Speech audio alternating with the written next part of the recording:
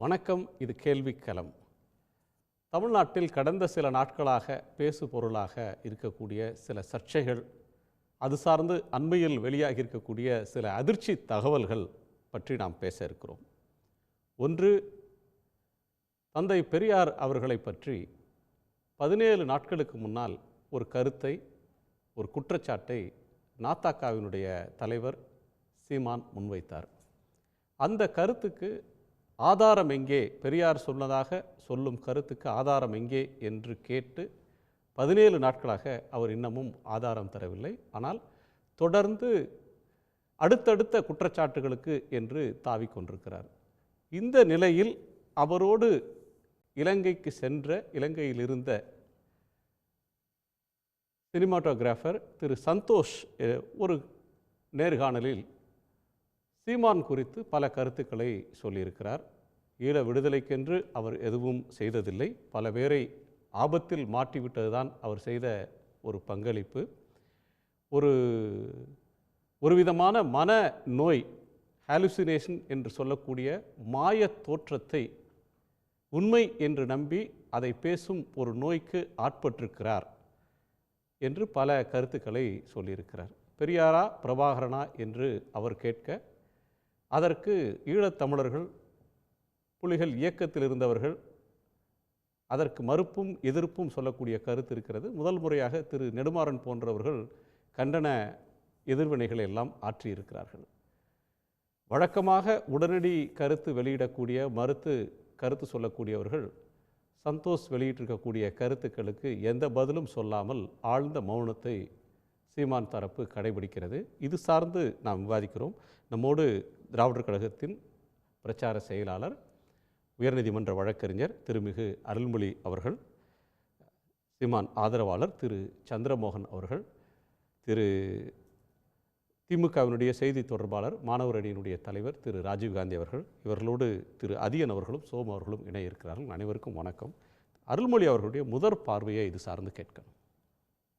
அதாவது திரு சீமான் அவர்களுடைய கருத்துக்களுக்கு ரொம்ப காலமாக யாரும் பதில் சொல்கிறதில்ல. அதே போல் அவரை எக்ஸ்போஸ் பண்ணவும் யாரும் முன் வரல. இதெல்லாம் இவர் சொல்கிறதெல்லாம் தவறு, பொய் அப்படின்னு சொல்லி அந்த செய்திகளை, உண்மைகளை பல பேர் வெளியில் எடுத்து சொல்லலை. அதுக்கு என்ன காரணமாக இருக்கலாம் அப்படின்னா, ஒன்று, அவங்க எல்லாரும் இது உங்களுக்கு எப்படி தெரியும் அப்படின்னு கேட்டால் அவங்க பல உண்மைகளை சொல்ல வேண்டியிருக்கும். இப்போ இவர் சொல்கிறதெல்லாம் போய், இப்போ அந்த கட்டத்தில் நாங்கள் அங்கே இருந்திருக்கோம் அப்படின்னு இன்னொருத்தர் சொல்கிறார். அப்போ இவர் அந்த உண்மைகளையெல்லாம் அப்போவே வெளியிட்டு இந்த செய்திகளையெல்லாம் சொல்ல வேண்டி வந்தால், ஒருவேளை அப்படி செய்திகளை சொல்லுகிறவர்கள் மீது சட்ட நடவடிக்கைகள் பாய்ந்திருக்கும். அப்போது அவங்க உண்மையை பேசுவதற்கு அஞ்சக்கூடிய அந்த சூழல். ஆனால் இதையெல்லாம் பேசுகிறாரே, அப்போ சீமான் மீது சட்ட நடவடிக்கை வரலையே. இப்போவும் பேசிக்கிட்டே இருக்காரு, ராஜீவ்காந்தியை நாங்கள் கொன்று புதைத்தோம் அப்படின்னு சொல்லியும் கூட அவர் மேலே எந்த வழக்கும் போடலைன்னா, அப்போ ஏதோ வகையில் அவர் மத்திய அரசினுடைய கையாளாக வேலை செய்கிறாரு.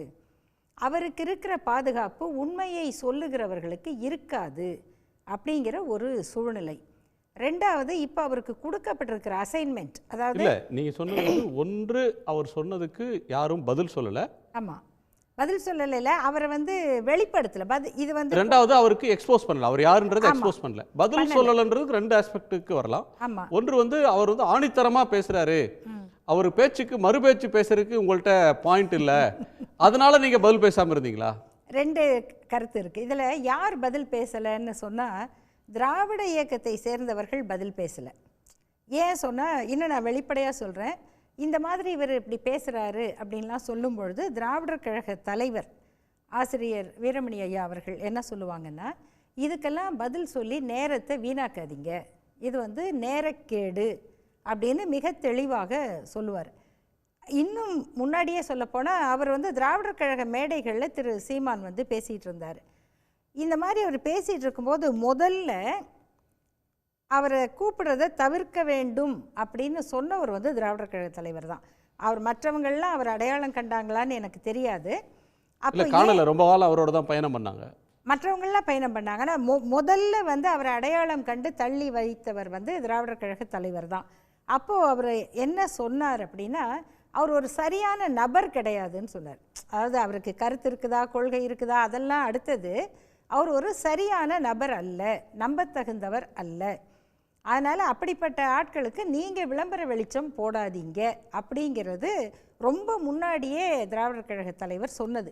அதுக்கு பிறகு இந்த மாதிரிலாம் பேசும்போது, அம்மா இப்படி பேசின பல பேரை வந்து நம்ம பார்த்துட்டோம், காலப்போக்கில் அவங்களே எக்ஸ்போஸ் ஆகி காணாமல் போயிடுவாங்க. சரி, பெரியார் மீதான அவதூறு பேசக்கூடியவங்க பல கட்டங்கள்ல இருந்திருக்காங்க. அது தானாக மறைஞ்சு போயிருக்கு. அதனால திராவிடர் கழகத்தை சேர்ந்தும் திராவிட இயக்க தலைவர்களை பற்றியும் பேசின அவதூறுகள், இப்போ பெரியார், தந்தை பெரியாரை பற்றி, அண்ணாவை பற்றி, கலைஞரை பற்றி பேசும்பொழுது இதுக்கு நம்ம பதில் சொல்லி இவரை பெரிய ஆளாக்கிட்டு இருக்கக்கூடாது அப்படிங்கிறத அதை வந்து ஒதுக்கிட்டே இருக்காங்க. இப்போது அவருக்கு தான் நம்ம ஹெச் ராஜா பேச்சு இப்போ எடுபடுறதில்லை இல்லையா? அதனால் பிஜேபிக்கு இன்னொரு ஹெச் ராஜா இந்த தமிழ் முகத்தோடு தேவைப்பட்டிருக்காரு. சரி, மூணு ஆஸ்பெக்ட் உங்கள்கிட்ட கேட்கணும். இந்த விவாதத்தை வந்து 3 வகையாக பிரிக்க வேண்டியது இருக்குது. ஒன்று, பெரியாருடைய கருத்துக்களை பெரியாரோட பேரன்னு பேச தொடங்கி இன்றைக்கி பெரியாரை விமர்சிக்கிற இடத்துக்கு வந்திருக்கிறார். பெரியார் இயக்கத்தை இல்லாமல் செய்கிறது தான், அந்த பிம்பத்தை அழிப்பது தான் என்னுடைய வேலை அப்படின்ற எல்லைக்கு நகர்ந்திருக்கிறார். பெரியார் மேலே அவர் வைக்கக்கூடிய குற்றச்சாட்டுகள் அல்லது ஆதாரங்கள், மற்ற விமர்சனங்கள், இது சார்ந்த பார்வை ஒன்று. ரெண்டாவது, இலங்கை பிரச்சனையில் விடுதலை புலிகளோடு தனக்கு நெருக்கம் இருப்பதாக அவர் சொல்கிறது, அவர் வெளியிட்ட ஃபோட்டோ, அவர் சொல்லி கொண்டிருந்த கதைகள், இது அத்தனையும் பொய் அப்படின்னு சொல்லி அடுக்கடுக்காக அடுத்து வரக்கூடியவங்க சொல்கிறாங்க. அது ரெண்டாவது. மூன்றாவது, பிரபாகரன் வெர்சஸ் பெரியார், பெரியார் வெர்சஸ் பிரபாகரன் கொண்டு போகிறார். இந்த மூன்றுலுமே நீங்கள் அசோசியேட் ஆனவங்க இல்லை. என்னன்னா, முதல் விஷயம், திராவிடர் கழகம் அல்லது திராவிட இல்லை, இந்த இஷ்யூவில் நீங்கள் தொடர்ச்சியாக பயணம் பண்ணவங்கன்னு சொல்கிறேன். இல்லை, இந்த பயணம் பண்ணிக்கிட்டே வரும்போது என்னென்னா, அவர் வந்து தந்தை பெரியார் பெயரையும் திராவிட இயக்க மேடைகளையும் பயன்படுத்தி தன்னை வளர்த்து கொண்டார். இதை வந்து ஆரம்பத்தில் நாங்கள் பல பேர் அடையாளம் காண தவறினோம். ஒன்று, அதில் நம்ம உண்மையை ஒத்துக்க தான் வேணும். ரெண்டாவது, அவர் வந்து ஆரியத்தையும் எதிர்க்கிறேன், பிஜேபியும் எதிர்க்கிறேன் அப்படின்னு பேசுகிறது வந்து அவர் உண்மையாக தான் பேசுகிறாரா அப்படிங்கிறத சரியாக நம்ம வந்து புரிஞ்சுக்கல. நான் ஒரு விவாதத்திலேயே அவர் காவடி தூக்கிட்டு இருந்தார் தெரியுங்களா? அப்போ வந்து ஒரு விவாதத்தில் கேட்குறாங்க, வீரத்தமிழர் முன்னணின்னு ஒன்று ஆரம்பித்து காவடி தூக்கிட்டு இருந்தார். அப்போது அவர் பிஜேபிக்கு காவடி தூக்குறாரான்னு ஒரு கேள்வி வந்தப்போ நான் கொஞ்சம் நிதானித்து சொன்னேன், அவர் இப்போத்தி காவடி தூக்குறாரு, ஆனால் பிஜேபிக்கு காவடி தூக்குறாரா அப்படின்னு எனக்கு தெரியாது அப்படின்னு. அப்படி தெரியலை, ஆனால் இப்போது தெரியுது அந்த காவடியே வந்து அவருக்கு பிஜேபி கொடுத்தது தான் அப்படிங்கிறது. ஸோ இது ஒரு பயணம். ரெண்டாவது, விடுதலை புலிகள் அமைப்போடு தனக்கு மிகுந்த நெருக்கம் இருந்ததாகவும் அவர் சொல்லிகிட்டு இருக்கிற கதைகள்லாம் வந்து அவர் சொல்கிறது 2008 தொடங்கியது. அந்த காலகட்டத்தில் எனக்கெல்லாம் வந்து தொடர்பு கிடையாது, அவங்களோட நேரடி தொடர்பு இல்லை. ஆனால் அப்போ தொடர்பில் இருந்த எல்லாருமே இது இவர் சொல்கிறது பொய்ங்கிறத ஆரம்பத்திலேருந்தே சொல்லிக்கிட்டு இருக்காங்க. இன்றைக்கி இந்த செய்தியை வெளியிட்டிருக்கக்கூடிய ஒளிப்பதிவாளர் சந்தோஷ் என்ன சொல்கிறாருன்னா, இவர் எப்போ இதை சொல்ல ஆரம்பித்தாரோ அப்போவே நான் இதை என்னுடைய முகநூலில் போட்டேன், செய்திகளாக போட்டேன். அப்போ இந்த மறுப்புகளை வந்து யாரும் சரியாக பெருசாக புரிஞ்சிக்கலை அப்படின்னு சொல்கிறாரு. கவனிக்க தவறிட்டாங்க. அதே மாதிரி பிபிசியில் பேட்டி கொடுத்தேன். அவர் அது வந்து இன்னும் சில பேர் கூட அப்படி சொல்லியிருக்காங்க. ஏன்னா சில சமயம் அந்த கற்பனை கதைகள் அதிகமாக போக போக போக அப்படியான பாதிப்புகளுக்கு உள்ளாகக்கூடியது இயற்கை தான். அதை வந்து அதுக்கு உரிய முறையில் யார் அதை நிரூபிக்க முடியுமோ அவங்க வந்து நீதிமன்றத்தில் மனநல சட்டம் ஒன்று இருக்குது, மென்டல் ஹெல்த் ஆக்ட்னு இருக்குது, அதில் வந்து இவரை பரிசோதிக்கணும் அப்படின்னு யாராவது கேட்டாங்கன்னா, முந்தி ஒரு முறை ஹெச் ராஜா அவர்கள் மீது, ஏன் இவங்க பார்த்திங்கன்னா ஒரே நேர்கோட்டில் இருக்காங்கன்னா, அவர் மீதும் இதே மாதிரி ஒரு குற்றச்சாட்டு வந்தது. ஒரு விவாதத்தில் பேசினதையே அடுத்த 2 நிமிடத்திலேயே நான் பேசலை அப்படின்னாரு. அப்புறம் தொடர்ச்சியாக அவர் பேசுவதை கேட்டு இவரை மனநல பரிசோதனைக்கு உள்ளாக்கினால் என்னன்னு உயர்நீதிமன்றமே கேட்டுச்சு. இப்போ அந்த குற்றச்சாட்டை வந்து நான் சொல்லலை, அதை அவரோடு இந்த பயணித்த ஒருத்தர் சொல்கிறாரு. அதுக்கெல்லாம் வந்து அவங்களால ஆதாரம் இருந்தால் அவங்க நீதிமன்றத்தை நாடலாம். ஒரு வழக்கறிஞராக நான் அதை கருத்தை சொல்கிறேன். ஆகையினால இந்த 3 நிலைகளிலும் சரி, திராவிடர் கழக மேடைகளை பயன்படுத்தி கொண்டது, விடுதலை புலிகள் இயக்கத்தோடு ஒரு சின்ன அறிமுகத்தை ஏற்படுத்தி கொண்டு அதை வந்து பெருசாக தனக்கான பிம்பமாக உருவாக்கியது. இன்றைக்கி அவர் பேசிக்கிட்டு இருக்கிற பிஜேபியோட agenda H Raja replaced by Seeman, இது 3வது ஸ்டாண்டு. அப்போ இன்றைக்கி பலூன் எவ்வளோ பெருசாக ஊதுனாலும் உடஞ்சி தான் தீரும். இன்றைக்கி அந்த பலூன் வெடிச்சிருக்கு, அதான் உண்மை. ஸோ பலூன் வந்து உடைய தொடங்கி இருக்குன்றீங்க, வெடிச்சிருக்குன்றீங்க. நான் திரு சந்திரமோகன் அவருடைய கோணத்தை கேட்குறேன். சொல்லுங்கள் ஐயா. அடுக்கடுக்கான சில அம்சங்களை விமர்சனங்களை முன்வைக்கிறார். பிஜேபிக்கு காவடி தூக்குறாரு, ஆதாரம் இல்லாமல் பேசுகிறாரு, அவர் புலிகள் சார்ந்து சொன்னக்கூடிய கருத்துக்கள் அல்லது அவர் சொல்லிட்டு இருந்த நரேஷன் அப்படின்ற ஒன்றுக்கு 4 பேர் இதுவரையிலையும் சொல்லியிருக்காங்க. சங்ககிரி ராஜ்குமார்னு ஒருத்தர், ஒரு இயக்குனர், அது கிராஃபிக் செய்யப்பட்ட புகைப்படம், அதை நான் தான் செஞ்சு கொடுத்தேன்னு சொல்கிறாரு. அதுக்கு இவர் நேரடியாக பதில் சொல்லலை. அந்த படத்தை அனுப்புங்க, அது கிராஃபிக்ஸ் கிடையாது, ஒரிஜினல், தடயவியலுக்கு அனுப்புங்க, ஒரிஜினல் அப்படின்ற இடத்துக்கு அவர் வரல. அடுத்ததாக ராஜீவ்காந்தி சொல்கிறார், அந்த ஹார்ட் டிஸ்கை நான் தான் கொண்டு போய் கொடுத்தேன் சீமான்ட்ட அப்படின்னு. அதையும் அவர் இதுவரையும் மறுக்கலை.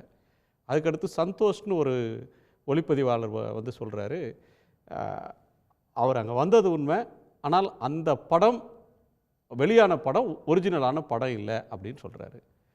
அடுத்ததாக இன்றைக்கி அரை மணி நேரத்துக்கு முன்னாடி நாங்கள் ஒரு ஒளிபரப்பினோம், அவரோடு பழகிய புலிகளோட தோழர் ஒருத்தர், திரு அண்ணாமலை, கரு அண்ணாமலை, அவர் சொல்கிறார், இந்த படம் அப்படின்றது வந்து என்கிட்ட தான் கேட்டார் கடைசியாக, ஒரே ஒரு ஃபோட்டோ எடுத்தப்பா, அந்த ஃபோட்டோ கைக்கு வந்து சேரல, எப்படியாவது உனக்கு வந்ததுன்னா ஏற்பாடு பண்ணி வாங்கி கொடுன்னாரு. அதுக்கெலாம் வாய்ப்பு இல்லைன்னா இயக்கம் அழிஞ்சு போச்சு, உங்களுக்கு படம் வராதுன்னு சொன்னேன், நீங்கள் தான் கிராஃபிக்ஸ் தான் பண்ணிக்கணும்னு சொன்னேன். 4வது நாள் அந்த படத்தை கிராஃபிக்ஸ் பண்ணி விட்டாருங்கிறார். இது மொத்தமும் பொய்யா இருக்கே சார். அதாவது முதல்ல பாரதிய ஜனதா கட்சிக்கு திரு சீமான் அவர்கள் காவடி தூக்குகிறார் என்று சொல்வதற்கு ஆதாரம் வேண்டும். நீங்கள் எப்படி சீமான் ஐயா அவர்களிடம் ஆதாரம் கேட்கிறீர்களோ அதே போல் பாரதிய ஜனதா கட்சிக்காக இவர் பணி செய்கிறார், அதாவது பி டீம்னு இப்போ ஆங்கிலத்தில் சொல்கிறோமே, அது செய்கிறார் என்பதற்கு ஆதாரம் எதுவுமே கிடையாது. உள்ளபடியே பார்த்தால் ஒவ்வொரு தேர்தலிலும் அவர் அனைத்து தேர்தல் களங்களிலும் ஜனநாயக ரீதியாக போட்டியிடுகிறார். அங்கே பாரதிய ஜனதா கட்சி வேட்பாளரை நிறுத்தினாலும் கூட அதை எதிர்த்து நிற்கிறார். ஆகவே இவர் பி டீமோ அல்லது அவர்களுக்கு காவடி தூக்குகிறார்கள் என்று சொல்வதோ நியாயமற்றது. இரண்டாவதாக அந்த ஒரு புகைப்பட பிரச்சனை, அது உண்மையிலேயே நீங்கள் எத்தனையோ பெரிய தலைவர்களோடு அவர்களை வீட்டிலேயோ எங்கேயாவது சென்று சந்திக்கும் போது அலுவலகத்திலேயோ புகைப்படக்காரர்கள் அங்கே இருப்பார்கள். நாம் அங்கே சென்றவுடன் புறப்படும் போது இருங்கள், ஒரு படம் எங்களோடு எடுத்துக்கொள்ளுங்கள் என்று அவர்கள் பெரிய மனதோடு நிச்சயமாக எடுத்து கொடுப்பார்கள். அப்படி அவருக்கு ஒரு படம் எடுக்கப்பட்டு அது தொலைந்து விட்டது என்பது தெரிகிறது. ஏனென்றால் திரு கரு அண்ணாமலை அவர்கள் தெளிவாக அப்படி ஒரு புகைப்படம் எடுக்கப்பட்டது, ஆனால் அது காணாமல் போய்விட்ட காரணத்தினால் தம்மிடம் மீண்டும் மீண்டும் சீமான் அவர்கள் அந்த படத்தை எப்படியாவது எனக்கு மீட்டு தாருங்கள் என்று கேட்டதாகவும், அப்படி கிடைக்காத பட்சத்தில் கடைசி வழியாக இப்படி ஒரு மார்ஃபிங் செய்ததாக நமக்கு புலனாகிறது. அது ஒன்றும் பெரிய குற்றமாக எடுத்து, ஐயா குற்றம் இல்லைன்றது எடுத்துக்கொள்கிறவங்களுடைய மனோநிலையை பொறுத்தது. இப்போ நீங்கள் உங்கள் பார்வையில் அது தவறு இல்லை, ஒரு ஃபோட்டோ மிஸ் ஆகிடுச்சு, எடுத்த ஃபோட்டோ வந்து கிடைக்கல, அதுக்காக வரைஞ்சிக்கிட்டாங்க, அது ஒன்றும் பெரிய குற்றம் இல்லைன்னு சொல்கிறீங்க. ஆனால் அதை வச்சு வண்டி ஓட்டிகிட்டு இருக்கிறவங்க, அதை வந்து முதன்மையாக சொல்லி கொண்டிருக்கிறவங்க, அவரில் ஃபஸ்ட்டு சொல்லணும். இதை டவுட்ஃபுல்லாக ஒருத்தர் வந்து கிளைம் பண்ண உடனே சங்ககிரி ராஜ்குமார் சொல்கிறாருன்னா, ஆமாம் அவர் சொல்கிறது உண்மை தான், நான் போனேன், படம் எடுத்தேன், மிஸ் ஆகிட்டுது, அங்கேருந்து போர் முடிஞ்சிடுச்சு, எனக்கு வந்து சேரலை, அதனால் என்னுடைய தம்பிகள் உருவாக்கி கொடுத்தாங்க, அது கிராஃபிக்ஸ் படம் தான் அப்படின்னு அவர் ஆனஸ்டாக சொல்லலாமே, இது வரையும் சொல்ல மாட்டார். அரசியலிலே நீங்கள் ஹானஸ்டியை முதலில் எதிர்பார்த்தது தவறு ஐயா. நான் ஒன்று சொல்லிடுறேன், அவர் முதல்ல ஆமாம் இது மார்ஃபிங் செய்யப்பட்ட படம்னு சொன்னால் அப்போ இத்தனை மாதங்களாக ஆண்டுகளாக அவர் பேசியதெல்லாம் பொய்யாகிவிடும்.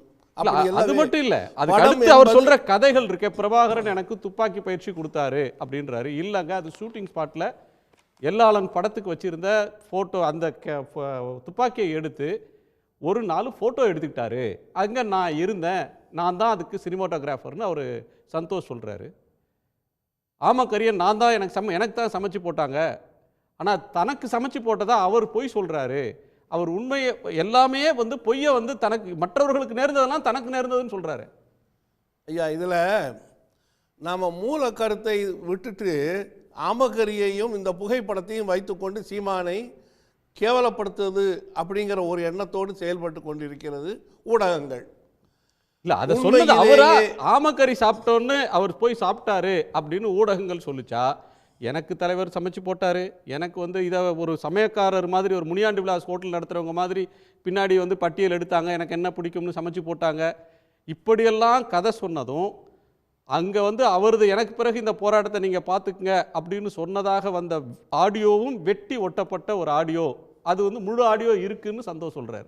ஒருவேளை திரு சீமான் அவர்கள் சொல்வது உண்மையாக இருந்தால் ஆமைக்கறியே அவர் சாப்பிட்டிருக்கலாம். 50 ஆண்டுகளுக்கு முன்பு வரை தூத்துக்குடி மார்க்கெட்டில் ரொம்ப சாதாரணமாக ஆமைக்கறி விற்கப்பட்டு அதை சாப்பிடாத குடும்பமே கிடையாது. அப்படிங்கும்போது இலங்கையிலே அதுவும் யாழ்ப்பாணத்திலே கிடைப்பது ஒன்றும் கடினம் அல்ல. நாம் அதை போய் ஏன் பிடிச்சிக்கிட்டு இன்னும் ஆமக்கறின்னு சீமானை அசிங்கப்படுத்த வேண்டும்? அசிங்கப்படுறதுக்கு என்ன இருக்கு? ஒரு தமிழா ஆமக்கறி சாப்பிட்டான்னா பெருமை தானே. அவருக்கு வந்து ஒரு புலிகள் பெருமை தானே. நான் சாப்பிட்டேன் என்று சொல்கிறார். ஆனா அது இல்ல, பொய், உண்மை இல்லைன்னு சொல்றாங்களே சார். உண்மை இல்லை என்று யாரோ சொல்கிறார்கள், சீமான் அவர்கள் சொல்லவில்லை. யாரோ ஒரு பார்த்ததுக்கு ஒரு போட்டோ காட்டுறீங்க, அந்த போட்டோ போலின்னு சொல்லியாச்சு. அந்த போட்டோவை நீங்க கொண்டு வந்து இதுதான் ஒரிஜினலு, நீங்க எந்த லேபில் வேணா டெஸ்ட் பண்ணிக்கங்கன்னு சேலஞ்ச் பண்ற இடத்துல சீமான் இல்லை. அவர் சொல்ற எல்லாருமே செத்து போனவங்க. யாரையாவது ஒருத்தர் சாட்சிக்கு சொல்லணும்னா அவங்க எல்லாம் இறந்துட்டாங்க. அவர் இருந்தார், அவர் பயிற்சி கொடுத்தார், இவர் இருந்தார் அப்படின்னா அதை யார் சொல்றது, யார் நிரூபிக்கிறது? இப்போ திரு கரு அண்ணாமலை அவர்களுடைய பேட்டியில் தெளிவாக சொல்லியிருக்கிறார், உண்மையிலே ஒரு புகைப்படம் இருந்தது, காணாமல் போய்விட்டது, வந்து சேரல கைக்கு. அதற்கு அடுத்தபடியாக இப்படி ஒரு படத்தை உருவாக்கப்பட்டு இருக்கலாம் அப்படின்னு அவர் என்னிடம் உருவாக்கப்பட்டிருக்கலாம். இல்ல, உருவாக்கப்பட்டதுன்னு சொல்லி அப்படியே ஏற்றுக்கொள்கிறேன். உருவாக்கப்பட்டது. என்ன தவறு அதிலே? தலைவரை சந்தித்தார், தலைவரோடு பேசினார், தலைவரோடு புகைப்படம் எடுத்துக்கொண்டார், தலைவரோடு உணவு அருந்தினார். இதில் எது பொய்? எல்லாமே உண்மை. நீங்கள் எப்படி உணவு அருந்தினார்ன்றது இல்லை, 8 நிமிஷம் தான். அது எல்லாமே இவர் மற்றவர்களுக்கு போட்ட விருந்த சொல்றாருன்னு சொல்றாங்க. திரு ராஜீவ்காந்தியோட கோணத்தை கேட்கிறேன். திரு ராஜீவ்காந்தி. மரியாதைக்குரிய சீமானின் ஆதரவாளர் ஐயா சந்திரமோகன். ஐயா சந்திரமோகனிடம் இருக்கிற நேர்மையில் ஒரு விழுக்காடு கூட நாத்தாக்காவுடைய கதை சொல்லி சீமானுக்கு இல்லை என்பதுதான் வருத்தம், வேதனை. ஐயா அது வரைக்கும் பார்த்ததில்லைண்ணா. ஆனால் அவர் சொல்கிறாரு, பரவாயில்ல ஒத்துக்கிட்டா என்னங்கிறாரு. அது வேறு ஃபேக்டாங்க, அதனை வாதிக்க வரல. இந்த படம் ஊடாக எங்களை போன்ற லட்சக்கணக்கான இளைஞர்களை சீமான் மடைமாற்றி படித்துவிட்டு பட்டம் படித்துவிட்டு வேலைக்கு போகிற போது படித்துவிட்டு ஏற்கனவே பெரியாரியல், அம்பேத்கரியல், மார்க்சியம் என்று படித்துவிட்டு ஒரு அரசியல் காத்து நிற்கிற போது ஈழப்படுகொலையை காரணம் காட்டி இதோ எங்களுக்கு தலைவர் பிரபாகரன் ஒரு உத்தரவு போட்டிருக்கிறார், குறிப்பாக எனக்கு ஒரு உத்தரவு போட்டிருக்கிறார், அந்த உத்தரவு ஊடாக நாம் ஒரு மாற்று இயக்கத்தை கட்ட வேண்டும், அந்த இயக்கம் மற்ற கட்சிகளுக்கு மாற்றாக இருக்க வேண்டும், அது எப்படி இருக்க வேண்டும் என்றால் என்று ஒரு கதைகளை சொல்லியே ஒரு கட்டமைப்பு. ஐயா சந்திரமோகனுக்கு வேண்டுமானால் இன்றைக்கி அதுக்கு இதில் என்ன ஜஸ்ட் லைக் தட்டாக இருக்கலாம். ஆனால் குறிப்பாக ராஜீவ்காந்தி ஆகிய நான், அண்ணன் குணசேகரனுக்கு தெரியும், ஒரு 2006 பட்டம் முடிச்சுட்டு ஈழப்படுகொலை நடந்தபோது தொடர்ச்சியாக சீமானவர்கள் மாயாண்டி குடும்பத்தார் படத்தில் 3 மாதம் பிஸியாக இருந்தபோது, அதே 2008 நவம்பர், டிசம்பர், 2009 ஜனவரி, பிப்ரவரி 4 மாதம் தினந்தோறும் போராடி, தினந்தோறும் காவல்துறை ஒடுக்குமுறைக்கு உள்ளாகி, தினந்தோறும் இந்த தெருக்களில் ஈழத்தமிழர் நலன் குறித்து பேசியதில் லட்சக்கணக்கான இளைஞர்களில் நான் ஒருவன். இப்படி எங்கள் லட்சக்கணக்கான இளைஞர்களிடம் இதோ ஒரு படம் இருக்கிறது, இந்த படம் என்பது எனக்கும் அண்ணனுக்கான உறவு, அவர் எம்மிடம் சொன்னார் இந்த போராட்டத்தை எடுத்துக்கொண்டு போங்கள், இதோ சூசையனுடைய ஆடியோ இருக்கிறது, இந்த ஆடியோவில் நாங்கள் சீமானிடம் தான் கையளிக்கிறோம் என்று சொல்லி ஒரு பின்பத்தை கட்டி, நான் அண்ணன் போகும்போது எனக்கு வந்து அண்ணன் ஆமக்கறி சமைச்சு கொடுத்தாரு, எனக்கு மான் பிடிக்கும் என்பதற்காக ராத்திரியில் மான் வேட்டையாட தடை இருந்தாலும் எனக்கு 25 கிலோ மான் கறியை கொண்டு வர சொன்னார், எனக்கு பன்றிக்கறி பிடிக்கும் என்பதற்காக பன்றியை நிறுத்து போட்ட பன்றியை கொண்டு வர சொன்னார், எனக்கு துப்பாக்கி சுட்டு பிடிக்குங்களா துப்பாக்கியை சுட்டு பிடிக்க சொன்னார், பொட்டமன் வந்து என்னிடம் இப்படி உழவு பார்க்க சொன்னார், சேரலாதான் இப்படி கதையாடினார், எனக்கு ஒரு பொண்ணை பிடிக்கும் என்பதற்காக அந்த பொண்ணை உனக்கு திருமணம் செய்ய வைக்க ஆசைப்படுறேன்னு சொன்னார், இதெல்லாம் போய் சொல்லுங்க அப்படின்னு அன்னைக்கு சொன்ன கதையாடல். இப்போ சமீபமாக மரியாதைக்குரிய அக்கா அருள்மொழி அவர்கள் சொல்வது போல் ஹச் ராஜாவுடைய இன்னொரு வெர்சனாக அன்னைக்கே எங்கிட்ட சொல்லிட்டாரு, பெரியார் கூடாதுன்ட்டாரு, திராவிடம் கூடாதுன்னு சொல்லிட்டாரு, திராவிடம் தான் நமக்கு எதிரின்னு சொல்லிட்டாரு, பெரியார் அழிக்கிறது தான் நம்ம நோக்கம்னு எனக்கு சொல்லி கொடுத்தாரு, என்னைக்கு அண்ணனை பார்த்தனோ அதில் தான் முடிவு பண்ணிட்டேன்னு இன்றைக்கி வச்சுருக்க ஒரு வெர்சன். இதில் எந்த வெர்சனை நாங்கள் நம்புறது? முதல் வருஷனை நம்பி லட்சக்கணக்கான இளைஞர்கள் தங்கள் வாழ்க்கையிலிருந்து, பொருளாதாரத்திலிருந்து, சுகபோக வாழ்விலிருந்து, அரசியலிலிருந்து, சித்தாந்த அறிவை இழந்து ஒரு தற்குறி பின்னாடி போய் ஆட்சியை நம்முடைய வாழ்வியல இளமையை தொலைச்சிட்டோமேங்கிற ஆதங்கம் ஒரு பக்கம் இருக்குது. இன்றைக்கி அதையெல்லாம் உண்மையாக்குற முகமாக, உண்மையிலே நான் சொல்கிறேன், அவர் மீது கருத்தியல் முறை எனக்கு இருந்தது, அவர் மீது விமர்சனம் உண்டு, கடுமையான கோபம் உண்டு. ஆனால் சங்ககிரி ராஜ்குமார் அவர்களை பேசுகிற வரை மேதகு பிரபாகரன் அவர்களுடன் நம்ம எடுத்ததாக சொல்லப்படுற அந்த 3 புகைப்படமும் உண்மை என்று நம்பியிருந்த ஒரு நபர் நான். ஏன்னா அது நான் கூட அன்றைக்கி பேட்டியில் இப்போ ஊடகங்கள் வாயிலாக அது ஹார்ட் டிஸ்க்னு சொல்லிட்டேன். அதுன்னு அன்றைக்கி இருந்தால் டிவிடி, அது டிவிடின்னு சொல்லி ராஜ்குமார் மெசேஜ் பண்ணுறாரு, தோழர் நீங்கள் ஹார்ட் டிஸ்க் சொல்லிட்டீங்க, இல்லை அது டிவிடி ஊடாக 3 புகைப்படம். அதை கொண்டு வந்தவர் செங்கோட்டையன் என்கிற பெயரை சொன்னபோது தான், ஆமாம் செங்கோட்டையன் கொண்டு வந்த கொரியரை வாங்கி பிரித்தது நான் தானேங்கிறேன். இதுக்கு சீமான் ஒரு நியாயமாக இல்லை இவன் பொய் சொல்கிறான்னு சொல்லணுமா இல்லையா? இல்லை பரவாயில்ல. நேற்று இரவு ஒளிப்பதிவாளர் சந்தோஷ் அவர்கள் அந்த புகைப்படம், அவர் 8 நிமிடம் தான், அந்த புகைப்படம் இல்லை, அந்த புகைப்படம் கொடுக்கவே இல்லைன்ட்டார். பரவாயில்ல, கொடுக்கவே இல்லை. இன்னொன்று சொல்கிறார், அதாவது அன்னைக்கு இந்த புகைப்படம் பொய்ன்னு சொல்லி சமூக ஊடகங்களையும் பிரதான ஊடகங்களையும் வாதிக்கப்படுகிற போது அவர்களுடைய கட்சியுடைய ஸ்போக் பர்சன், நாம் தமிழர் கட்சியுடைய ஸ்போக் பர்சன், நாம் தமிழருடைய இருக்கக்கூடிய பொறுப்பாளர்கள்லாம் சமூக ஊடகங்களை போட்ட பதிவு, இங்கே பாருங்க எங்கள் அண்ணன் துப்பாக்கி வச்சுருக்காரு, இதுவும் போலியான்னு. அதை தான் சந்தோஷம் சொல்கிறாரு. மொத்தம் 6 புகைப்படம் எடுத்தப்பட்டது. அதில் 2 நான் எடுத்தேன், 4 அவர் பேசுவார் அமர்தாஸ் எடுத்தாருங்கிறார். அந்த அமர்தாஸும் எழுதுகிறார், நான் தான் எடுத்தேன், அந்த கேமரா என்ட்ருக்கு, இந்த வெர்ஷன் என்ட்ருக்குன்றார். புகைப்படம் எடுத்தவங்க இது ஷூட்டிங்கில் எடுக்கப்பட்ட படம்ட்டாங்க. இவர் போர் பயிற்சிக்கு வர முடியாது. ரொம்ப முக்கியமாக சொல்கிறாங்க, இராணுவ கட்டுப்பாடு கொண்ட அமைப்பு தமிழீழ விடுதலை புலிகள். தமிழீழ விடுதலை புலிகளுடைய போர்க்கள பகுதிக்கு பொது ஜனம் வர முடியாது. அதிலும் குறிப்பாக விருந்தினராக வந்திருக்கக்கூடிய சீமானை நாங்கள் கூட்டி கொண்டு போக மாட்டோம் என்று குற்றச்சாட்டு இருக்குது. இப்போ இதெல்லாம் மறுக்கணுமா இல்லையா? அதுக்கு மாறாக என்ன சொன்னார்னா, நான் பயிற்சி கொடுத்தேன், நான் 1 2 3 இப்படி சுட்டேன், இப்படி இது பண்ண சொல்லி ஒரு கதையாடலை கட்டி, ஒரு ரசிக பின்பத்தை கட்டி, ஒரு பொய் உரையாடலை கட்டி, அந்த உரையாடல் ஊடாக என்ன சொன்னார்னா, இதுவரை தமிழீழத்திற்கு ஆதரவாக தமிழ்நாட்டு தெற்களை களம் வைத்து கொடுத்த திராவிட கழகத்தை, தமிழ்நாட்டு தெற்களை களம் வைத்து கொடுத்த மறுமலர்ச்சி திராவிட முன்னேற்ற கழகத்தை, தமிழீழத்துக்காக 2 முறை ஆட்சி எழுந்த திராவிட முன்னேற்ற கழகத்தை, தமிழீழத்திற்காக பல ஒடுக்குமுறை சட்டங்களை, அடக்குமுறை சட்டங்களை கையாண்டு அண்ணன் குளத்தூர்மணி, அண்ணன் கூராமகிருஷ்ணன், அண்ணன் ஆரிச்சாமி போன்றவர்களை, எண்ணிலடங்காத தொண்டர்களை, தோழர்களை, இவங்கெல்லாம் பெரியாரிவாதி, இவங்கெல்லாம் மாற்று மொழி பேசுகிறவங்க, இவங்கெல்லாம் வந்தேரி, இவங்களுக்கு ஈழத்துக்கு என்ன சம்பந்தம், இவங்க என்ன பேசுனாங்க என்கிற அந்த கருத்துருவாக்கம். நான் கேட்க விரும்புகிறது 2 தான். நான் இன்னைக்கு பகிங்கிற குற்றச்சாட்டை வச்சுருக்கேன். சீமான் அதுக்கு பதில் சொல்லணும். எனக்கு சந்தேகம் இருக்கிறது. தமிழ்நாட்டிலிருந்து விருந்தினர்களாக பல பேர் ஈழத்துக்கு போயிருந்தாங்க. அந்த போரியல் காட்சிகளை உணர்ந்து போனாங்க. ஏன்னா நிதர்சனம் என்ற தொலைக்காட்சியில் ஒரு தலைவர் 50 என்று தலைவர் 50வது பிறந்த நாளை முன்னிட்டு ஒரு 50 பேரிடம் பேட்டி எடுத்தாங்க. அதில் ஒருவர் இயக்குனர் சீமான். அது எந்த மாற்று கருத்து இல்லை. ஏன்னா ஒரு ஈழ ஆதரவாளர் எங்கள் முறையில் பேட்டி எடுத்திருக்காங்க. அப்படி போக வாய்ப்பு கிடைக்கிற போது இவர் தான் சீமான் அறிமுகம் செய்வதாக சந்தோஷ் சொல்கிறார். அந்த கதைக்கெல்லாம் போகலை. நீங்கள் போயிட்டு 2008 இறுதியில் வந்துட்டீங்க. வந்த பின்னாடி உங்கள் செயல்பாடுகள் என்ன? நீங்கள் போயிட்டு வந்த பின்னாடி ஏதாவது கருத்தரங்கள், இல்லை ஆர்ப்பாட்டம், இல்லை போராட்டம், இல்லை ஒரு ப்ரெஸ் மீட்டு, நீங்கள் தான் ரொம்ப ஆண்மை உள்ள, உங்கள் மொழியில் எனக்கு ஆண்மையின் மீது நம்பிக்கை இல்லை, ஆண்மை உள்ள, தெம்புள்ள, திராணி உள்ள, இதை தான் சொல்லி வச்சிருக்கீங்கள. அப்படி ஒரு ப்ரெஸ் மீட்டு போயிட்டு ஈரோடு கூட்டத்தில் பேசுகிறீங்க, கைது செய்யப்படுறீங்க, தேசிய பாதுகாப்பு சட்டத்தை உள்ள இருக்கீங்க. அது பரவாயில்ல, நான் 6 மாதம் பேசவே முடியலைங்க அப்படின்னு குற்றச்சாட்டு வச்சிங்க. நவம்பர் இறுதியில் விடுதலை ஆறீங்க. அந்த பிணையை வாங்கி கொடுத்தது பெருமரியாக்கு தடா சந்திரசேகர். அந்த பிணை காப்பியை சென்னை உயர்நீதிமன்றத்திலிருந்து கொண்டாந்து ஈரோடு கோர்ட்டில் கொடுத்து கோயம்புத்தூர் சிறையில் சீமானை வெளியே எடுத்துகிட்டு வந்ததில் நான் தான் ராஜீவ்காந்தியை எடுத்துகிட்டு வந்தேன். நான் அந்த ப்ரெஸ் மீட்டில் அதுக்கான எல்லா ஆதாரங்கள் இருக்குது. வந்த பின்னாடி அன்னைக்கு இரவாவது ப்ரெஸ் மீட்டில் என்னிடம் எங்கள் அண்ணன் இதை சொன்னார் என்று, எங்கள் அண்ணன் திராவிடத்தை எதிர்க்க சொன்னார் என்று பெரியார் படிப்பகத்திலிருந்து, கோயம்புத்தூர் பெரியார் படிப்பகத்தில் பக்கத்தில் அண்ணன் குளத்தூர்மணியை, பக்கத்தில் கூராமகிருஷ்ணனை வச்சுக்கிட்டு சொல்லியிருக்கலாமா? நேர்மை உள்ள மனுஷனாக இருந்தால் சொல்லலையே. சரி, முடிச்சுட்டு நீங்கள் எங்கே ட்ரெயின் ஏறினீங்க, எங்கே கார் வந்துச்சு உங்களுக்கு? முடிச்சுட்டு உண்மையிலேயே ஈழப்போராட்ட உச்சத்தில் இருக்குது. 2008 நவம்பர் டிசம்பர் காலகட்டத்தில் நான் சொல்கிறது, எனக்கு தேதி ஞாபகம், மாதம் ஞாபகம் இருக்கிறது. நீங்கள் முடிச்சு எங்கே போனீங்க? மாயாண்டி குடும்பத்தார் பட ஷூட்டிங்க்கு தேனிக்கு போனீங்க. நாங்கள் இங்கே போன முடிச்சுட்டு ராஜீவ்காந்தி ஆகிய சாதாரண மாணவன் சென்னை தெருக்களில் போராட போனோம். கூராமகிருஷ்ணன் எங்கே போனார்? கோயம்புத்தூர் தெருக்களில் போராட போனார். ஆனால் குளத்தூர்மணி எங்கே போனார்? போராட போனார். எல்லா திராவிட பெரியார பெருந்தொண்டர்களும், ஏன் திராவிட முன்னேற்ற கழகம் உள்ளிட்ட அத்தனை பேர் தெருவில் போராடணும். நீங்கள் என்ன பண்ணீங்க? ஜனவரி மாதம் ஷூட்டிங், ஜனவரி 29ஆம் தேதி முத்துக்குமார் தீக்குளிச்சு இறக்குறாரு. நீங்கள் வரலையே. 30ஆம் தேதி நீங்கள் வரலையே. 31ஆம் தேதி மாலை 5 மணிக்கு உடல் எடுக்கிறதுக்கு முன்னாடி 3:30 மணிக்கு தலை நிறைய டை கலர் அடிச்சுட்டு ஜீன்ஸ் பேண்ட்டை போட்டு வர்றீங்க. அந்த மேடையில் சேரன் இருந்தார், அந்த மேடையில் இயக்குனர் அண்ணன் ராம் இருந்தார்.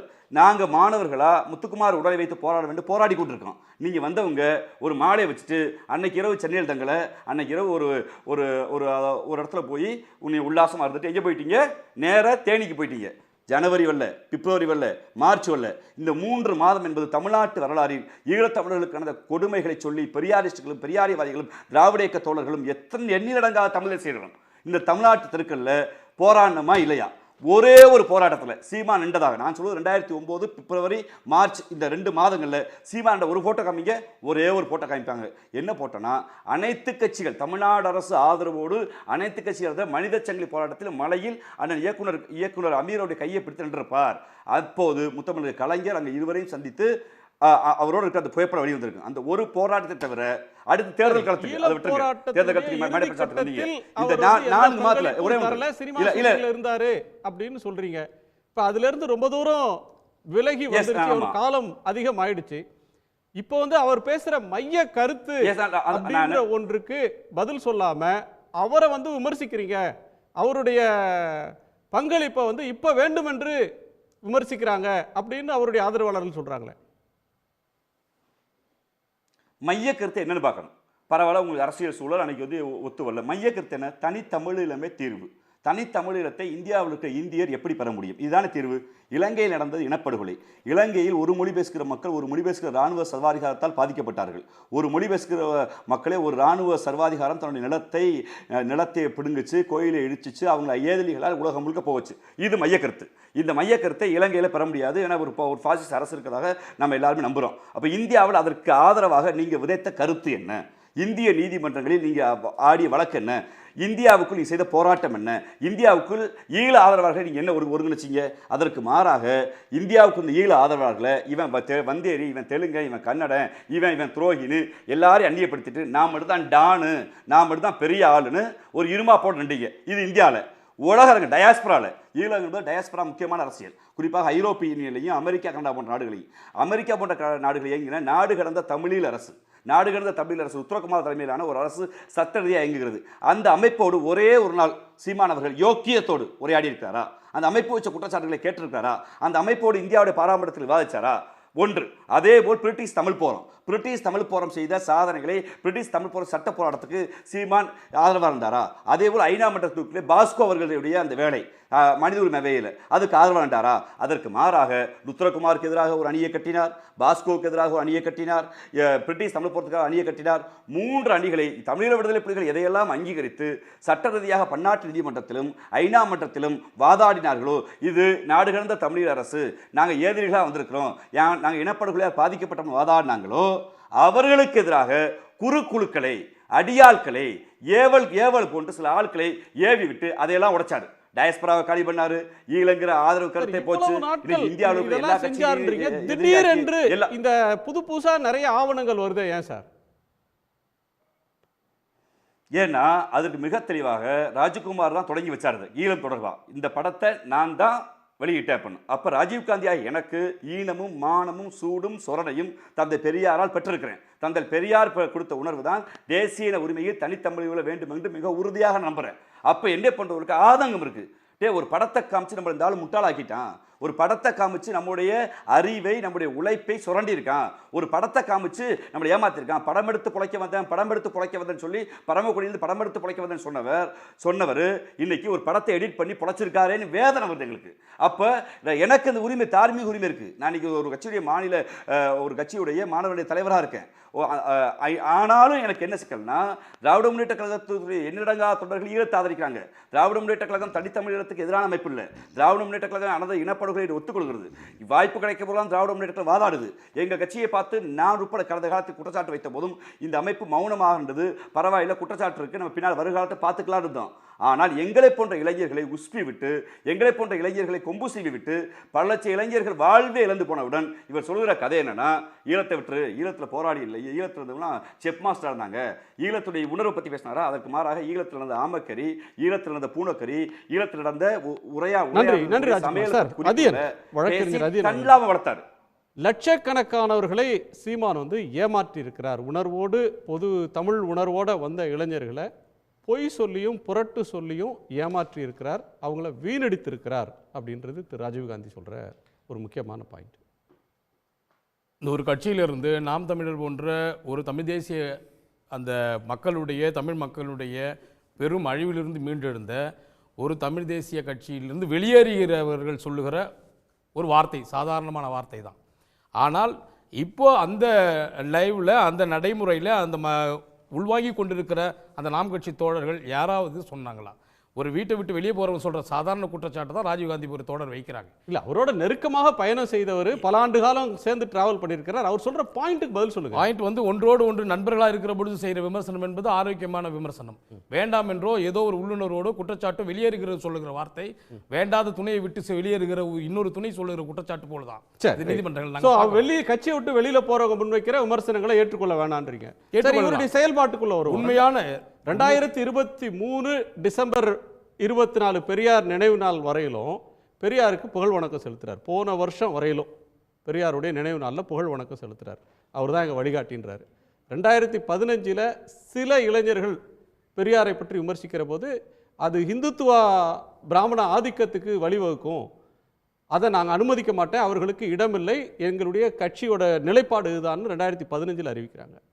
இவர் பார்த்துட்டு வந்ததா சொல்கிற காலம் 2009. பிரபாகரன் சொன்னதுனால இன்றைக்கி நான் எதுக்குறேன் அப்படின்னு சொன்னால், போன வருஷம் வரையிலும் பெரியாரை ஆதரித்து விட்டு பெரியார் எங்கள் தலைவர்னு சொல்லிட்டு திடீர்னு பேசுறது என்ன?